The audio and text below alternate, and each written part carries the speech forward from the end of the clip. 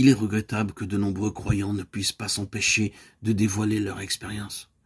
Dans Ésaïe 39, nous lisons que lorsque la nouvelle de la maladie d'Ézéchias et de sa guérison parvint à la cour de Babylone, des messagers furent envoyés avec des lettres et un présent pour Ézéchias. Ézéchias avait été destinataire de la grâce de Dieu, mais il fut incapable de passer le test de la grâce. La parole de Dieu déclare: Ézéchias en eut de la joie, et il montra aux envoyés le lieu où étaient ses choses de prix, l'argent et l'or, les aromates et l'huile précieuse, tout son arsenal, tout ce qui se trouvait dans ses trésors. Il n'y eut rien qu'Ézéchias leur fit voir dans sa maison et dans tous ses domaines. Ézéchias 39, 2. Ézéchias n'a pas résisté à la tentation de tout dévoiler. Il venait tout juste d'être merveilleusement guéri de sa maladie. Et sans nul doute se sentait très mis en valeur en pensant que bien peu de personnes dans le monde avaient eu une expérience semblable à la sienne. À qui Dieu avait-il accordé un signe semblable à celui d'Ézéchias, attestant sa prochaine guérison? Le soleil avait reculé de 10 degrés.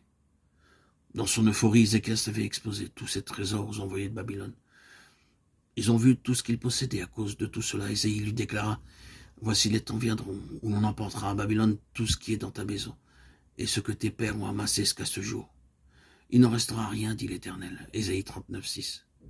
Nos pertes spirituelles seront proportionnelles à ce que nous aurons dévoilé. C'est quelque chose de très solennel et nous ferons bien d'y prêter attention.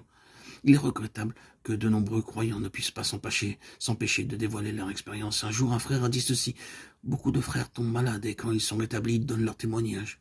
J'aimerais bien être malade d'une grave maladie et que Dieu me guérisse. Aussi, je pourrais dire quelque chose à la prochaine réunion de témoignage. Quelle était donc la motivation de ce frère? Pouvoir donner son témoignage.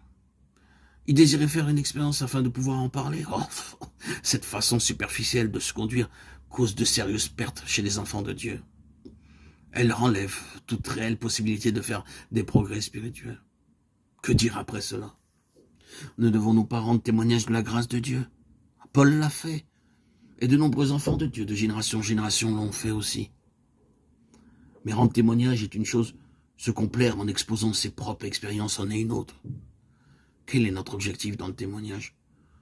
Cherchons-nous à édifier les autres ou recherchons-nous le plaisir de parler, la satisfaction de nous entendre parler et le désir d'aider les autres sont deux choses totalement différentes. Nous ne devons pas être réticents pour témoigner, mais nous devons modérer nos propos afin de ne pas tout exposer. Le Seigneur Jésus a quelquefois apporté son témoignage, cependant il n'a jamais été bavard. Dans l'évangile de Marc, il nous est dit plus d'une fois qu'il avait guéri des malades tout en insistant pour que la nouvelle de la guérison soit gardée secrète. Cependant, dans Marc 5, 19, il nous est rappelé qu'après avoir guéri un homme possédé par un démon, il lui a dit: Jésus ne le lui permit pas, mais il lui dit: va dans ta maison vers les tiens, raconte-leur tout ce que le Seigneur t'a fait et comment il a eu pitié de toi. Nous pouvons dire quelques grandes choses le Seigneur a faites pour nous, mais nous ne devons pas les publier à qui veut les entendre, ni tout exposer, car en agissant ainsi, nous mettons à découvert nos racines.